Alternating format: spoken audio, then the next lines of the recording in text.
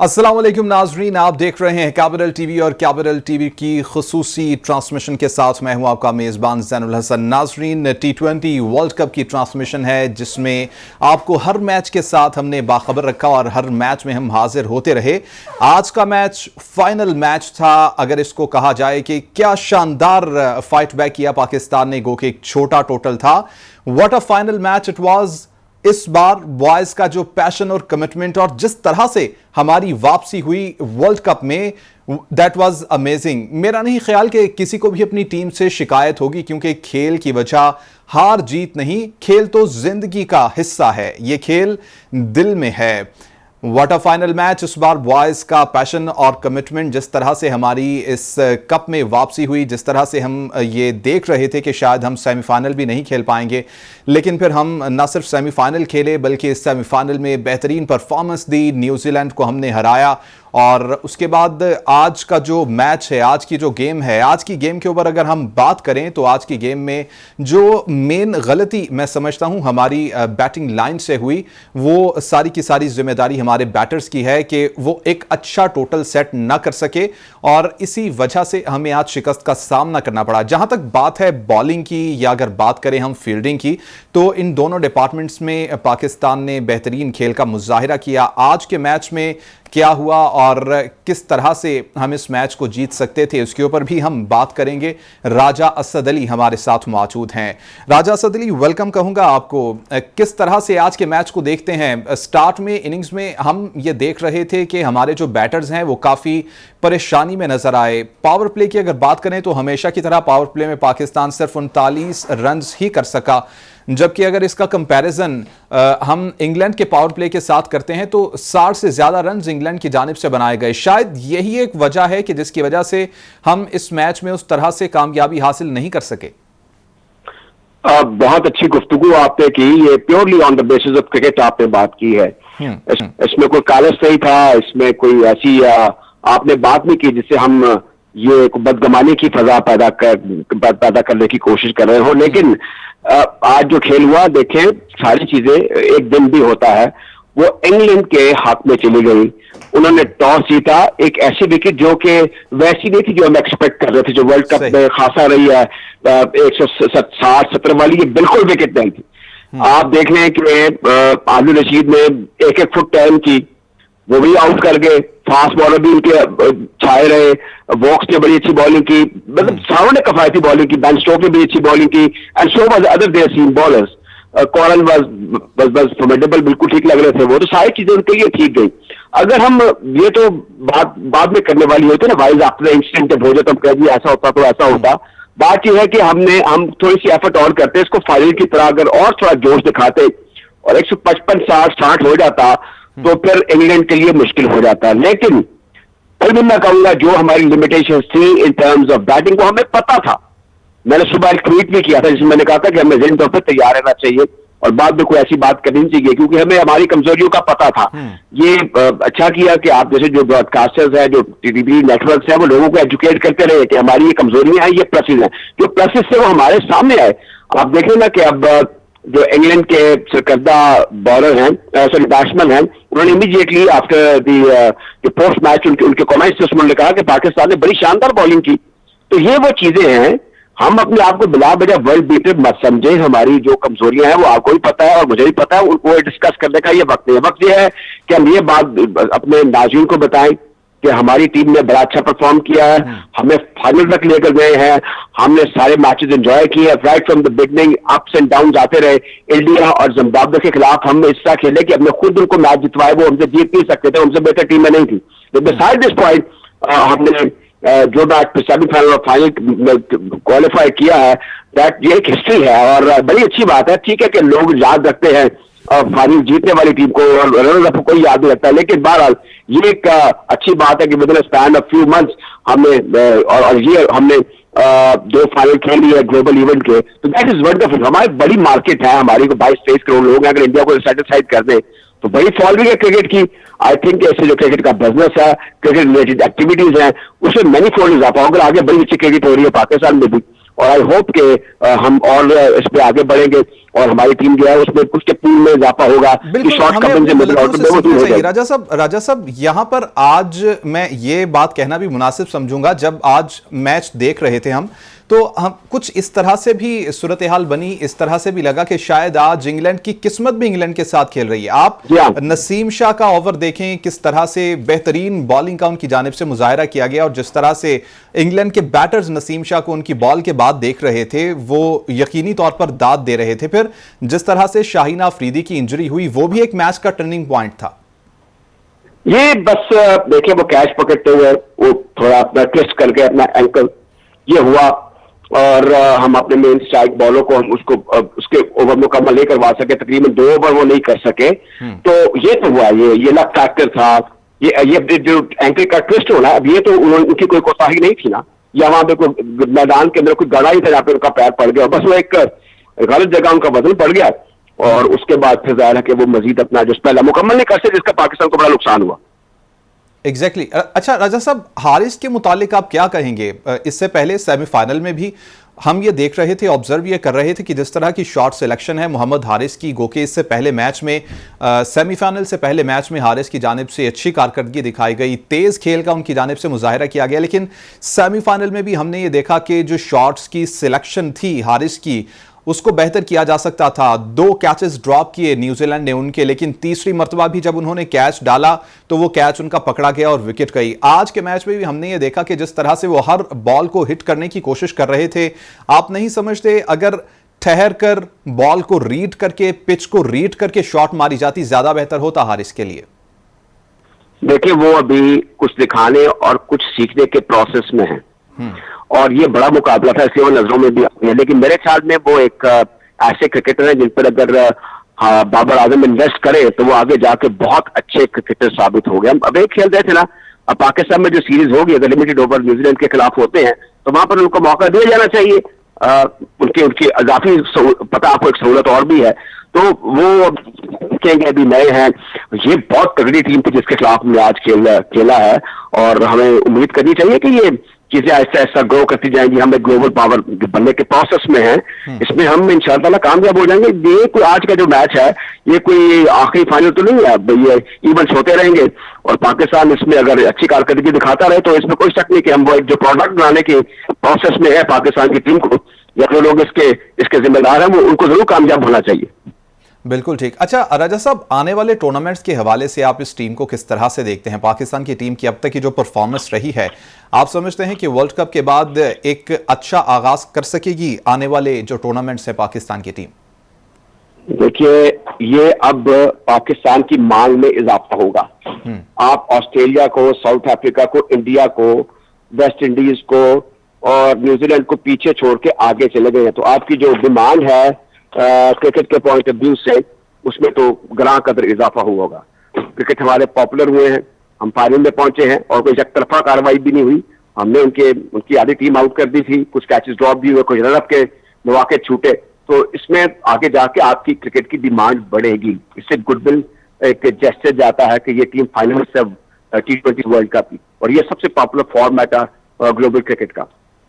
बिल्कुल ठीक। राजा साहब, मिडल ऑर्डर में बेहतरी देख रहे हैं आप? इससे पहले जो मैचेस थे सुपर 12 के, उनमें हमने देखा कि मिडल ऑर्डर बुरी तरह से फ्लॉप हुआ। आज की कारकर्दगी को देखते हुए क्या आप कह सकते हैं कि कुछ बेहतरी आई है मिडल ऑर्डर में, या फिर वैसी ही सूरत हाल है कि बाबर और रिजवान जाएंगे तो बाकी बैट्समैन भी जाएंगे?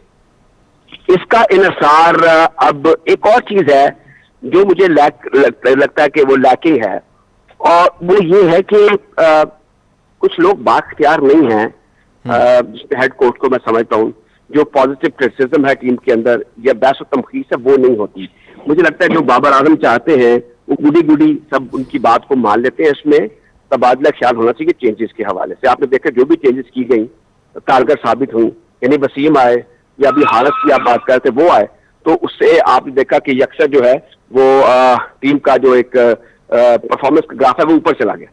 इसमें अब इनको देखना होगा, they should have some changes in due course of a time. आप 16 में से भी कम मैक्सिमम लोगों को यूज करें। आप एक ड्रॉबैक ये था कि आपके एक सरकर्दा जो लेफ्ट हैंडेड ओपनिंग बैट्समैन थे Fakhar Zaman, he was not fit, तो ये चीजें चलती रहती है। मेरे ख्याल में अब टाइम आ गया कि ग्रेजुअली चेंज किए जाए और बताया जाए कि ये चेंज इसलिए की गई है, खासतौर पर जो होम सीरीज होगी। बिल्कुल ठीक। राजा साहब, एक जो तनकीद हमेशा पाकिस्तान की टीम के ऊपर की जाती है वो है कि पाकिस्तान पावर प्ले को अच्छी तरह से यूटिलाइज नहीं कर पाता है, दायरे की क्रिकेट को समझ नहीं पाते हैं प्लेयर्स। क्या टिप्स देंगे? आप भी कमेंटेटर हैं और क्रिकेट का अच्छा नॉलेज रखते हैं, क्या चेंजेस होनी चाहिए? किस तरह से शॉट्स सिलेक्शन करनी चाहिए प्लेयर्स को, ख़ास तौर पर जो हमारे ऊपर के प्लेयर्स हैं, ऊपर के बैटर्स हैं, कि वो अच्छी शॉट सिलेक्शन करें, दायरे की क्रिकेट को अच्छी तरह से इंप्रूव करें आने वाले मैचेस में? हमारी क्रिकेट में एक बड़ा अलमिया है जो दुनिया में और कहीं नहीं है। वो ये है कि हमारी यहाँ पे जो टॉप क्रिकेट पे जो लोग चेयरमैन हजरात आते रहे ना, वो सिर्फ ओहदे की तलब में मौज मस्ती के लिए आते रहे हैं। नीचे हालात उन्होंने ठीक नहीं किए। चलिए नीचे हालात ठीक कर लेते। ये जो आप बात करें ना T20 की, ये तो सिटी क्रिकेट का काम है। क्लब क्रिकेट में अगर कोई ऐसे इवेंट हो रहे हैं वहां पर ये टैलेंट ग्रो करे और वो पीसीबी को वहां से सप्लाई हो। ये सप्लाई लाइन जो है वो क्लब और रीजनल क्रिकेट है। बदकिस्मती से वो अभी ऑर्गेनाइज होने के प्रोसेस में है। कुछ लोग कर रहे हैं, कुछ लोगों की नीयत ठीक है या नहीं है, इसके बारे में मैं कोई कमेंट नहीं करना चाहता। लेकिन ये तभी मुमकिन होगा, आप अंदाजा कर लीजिए, जब से होश संभाली है, मुझे तो कोई ऐसा कामयाब क्रिकेट बोर्ड का चेयरमैन नजर नहीं आया। वही होता है जो प्राइम मिनिस्टर का या प्रेसिडेंट का हम प्याला या हमने वाला होता है, उनका दोस्त होता है। ये चीजें अब मासी बेड़ा जो है खत्म होना चाहिए। मेरे ख्याल में रमीज राजा एक बेहतरीन चॉइस है। वो बड़ा अच्छा काम कर रहे हैं। वो क्रिकेटर भी हैं, पढ़े लिखे भी हैं, लालची नहीं है, उन पर मैंने कभी कोई स्टिग्मा नहीं देखा है। तो ऐसे लोग और भी अगर आ जाए, मिल जाए, तो तवक्को और उम्मीद है कि आगे जाके सूरत हाल जो है वो बेहतर हो जाएगी। वरना हम फिर इस तरह ही कभी अर्श पे कभी फर्श पे इस तरह टमक टोइयां मारते रहेंगे और हमें वो एक जो कभी कभी खुशी मिलती है उसमें तवातर नहीं आएगा। ये मैं आपको बता दूं, दैट इज वेरी इंपॉर्टेंट कि हम अब इसमें देखना शुरू कर दें। और ये बड़ी अच्छी बात है, मैं समझता हूँ कि जो प्राइम मिनिस्टर हैं उनको मुबारकबाद आज होनी चाहिए, क्योंकि उन्होंने कंसिस्टेंसी रखी क्रिकेट बोर्ड में। अपना कोई दोस्त, कोई कासा लेस, कोई चमचा उन्हें क्रिकेट बोर्ड का चेयरमैन नहीं बनाया और प्रजेस्ट किया with the previous choice, that was Rameez Raja. तो वो पढ़े लिखे हैं, होशियार हैं, चालाक हैं, समझते हैं चीजों को, और क्रिकेट को मैनेज करना उनको विरसे में मिला। तो ये सारी चीजें ऐसी हैं मेरे ख्याल में, अगर इस तरह के लोग इतवातर से आते रहेंगे तो क्रिकेट आपकी बहुत बेहतर हो जाएगी। लेकिन इसमें बड़ा जरूरी है कि हम सिटी क्रिकेट को और रीजनल क्रिकेट को बहुत ज्यादा ऑर्गेनाइज करें, उसमें डेमोक्रेसी लेकर आए। बिल्कुल ठीक। अच्छा राजा साहब, ये कहिएगा कि जिस तरह से आज के मैच में हमने देखा कि शाहीन इंजरी का शिकार हुए, इफ्तिखार ने ओवर लिया, कुछ लोग काफ़ी क्रिटिसाइज़ कर रहे हैं मोहम्मद इफ्तिखार को और कहते हैं कि इफ्तिखार ने छक्के खाए, चौके खाए। लेकिन मेरी जब भी बात हुई मैंने ये कहा कि वो आपका सिर्फ ओवर मुकम्मल करने के लिए आए थे। वो अगर ओवर मुकम्मल करने के लिए ना आते तो हमारे पास ऑप्शन क्या था, चॉइस क्या थी? क्या हमारे पास कोई चॉइस थी इफ्तिखार के अलावा? एक अगर चौका या छक्का खा लिया है, आपने कौन से 180 रन बनाए थे? क्या आप ये कह रहे हैं कि अगर कोई स्पिनर आ जाए मेक शिफ्ट? वो मेरे ख्याल में हम तो 20 ओवर भी आमतौर पे T20 के कभी हमें हो जाता, हम पूरे नहीं खेलते। बड़े अच्छे क्रिकेटर हैं, मुझे तो बड़े पसंद हैं। कुछ लोगों को ये एतराज है कि वो उम्र से ज्यादा नजर आते हैं, ज्यादा उम्र के हैं। मैंने जो उनकी एज देखी है वो रॉन्ग साइड पे नहीं है। वो ठीक क्रिकेटर हैं, अपना किरदार अदा करते हैं चुपचाप और परफॉर्म करके चले जाते हैं।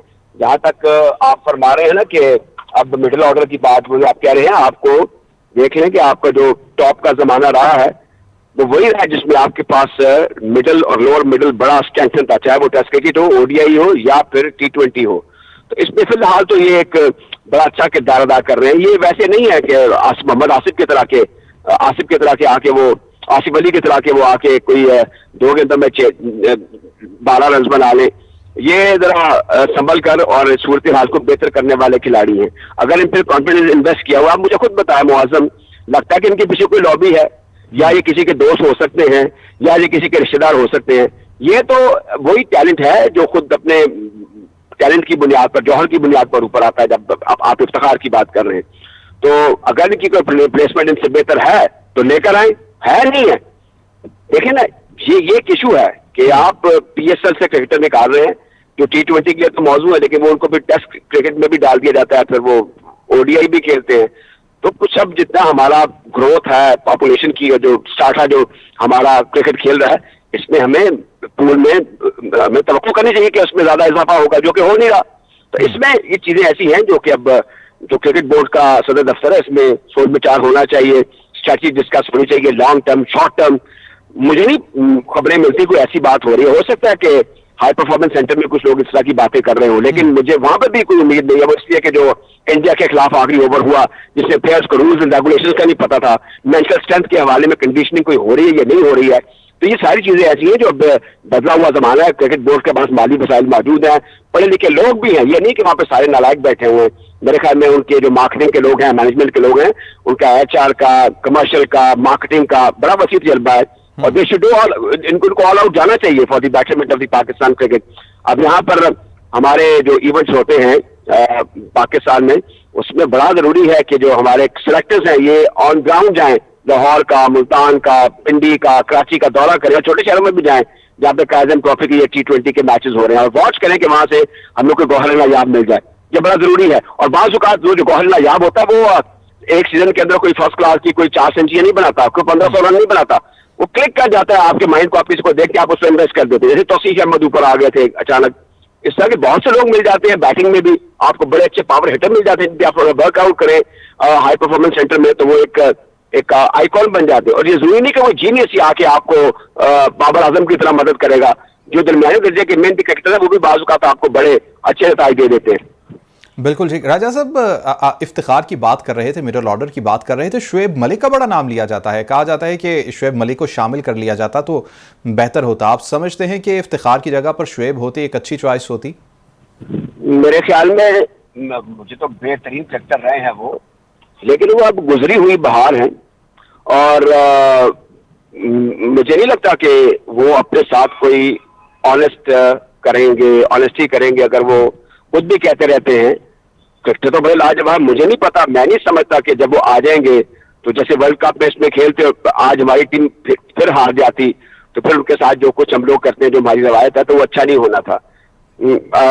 40 बरस के मेरे ख्याल में हो गए हैं वो, तो it's too old for him कि वो दोबारा उनको मौका दिया जाए। I don't think so is for Hafeez, और ये हमारे लिए एक असासा है दोनों क्रिकेटर, लेकिन एज रॉन्ग साइड पे जा चुकी है। दुनिया में कोई ऐसा कल्चर नहीं है कि 40+ लोग के, हाँ वो आयरलैंड और हॉलैंड में लोग खेल रहे हैं अंकल टाइप किस्म के, तो ये तो अब कमेंट्रीज कर रहे हैं या बोल रहे हैं, बहुत अच्छा लग रहे हैं।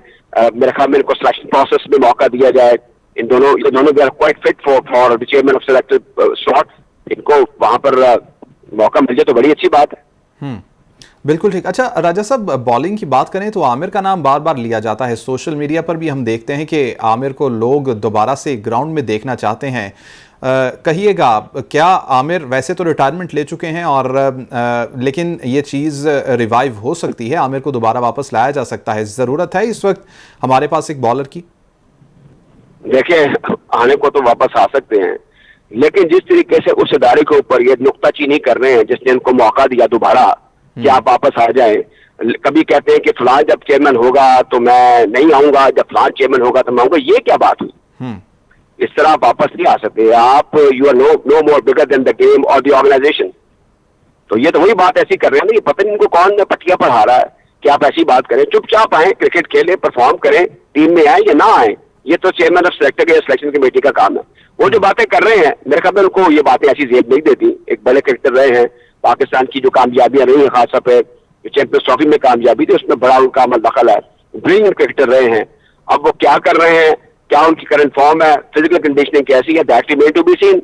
लेकिन अगर आप ये कहें कि आप उनको कहा जाए कि आप पैसों दी जाए, आइए तशरीफ ले आइए, आपकी हमें बहुत सख्त जरूरत है, इसके आगे क्वेश्चन मार्क है। क्योंकि जो ऑलरेडी लड़के परफॉर्म कर रहे हैं, आपने देख ही लिया कि at times Wasim was looking extraordinary, so is फिर आप हारिस रऊफ को देख लें, शाहीन शाह अफरीदी को देख लें, नसीम शाह को देख लें, इनकी रिप्लेसमेंट के you have to prove yourself. ये करें। दूसरा, अपनी वो कहते हैं ना कि जुबान पे थोड़ा कंट्रोल करें। मोहम्मद आमिर तो मेरे ख्याल में उनके लिए भी और पाकिस्तान के लिए बहुत अच्छा हो सकेगा। ठीक है, बहुत शुक्रिया। स्पोर्ट्स तज्जियाकार राजा असद अली हमारे साथ मौजूद थे और आज के ऊपर तज्जिया कर रहे थे। नाजरीन, तनकीद अपनी जगह, लेकिन जिस तरह से आज पाकिस्तान की बॉलिंग लाइन ने परफॉर्म किया है उसके ऊपर पाकिस्तान की टीम को ज़रूरी है कि दाद देना होगी। हाँ, बैटिंग में पाकिस्तान को काम करने की ज़रूरत है और कई मरतबा पाकिस्तान की टीम को ये सजेशंस दी जाती हैं कि अपनी बैटिंग को बेहतर करें। आज अगर स्कोर 155 से 160 के दरमियान होता तो हो सकता है कि सिचुएशन इससे बेहतर होती और पाकिस्तान इवन गेम जीत भी जाता। मुझे इजाजत दीजिए, अल्लाह हाफिज।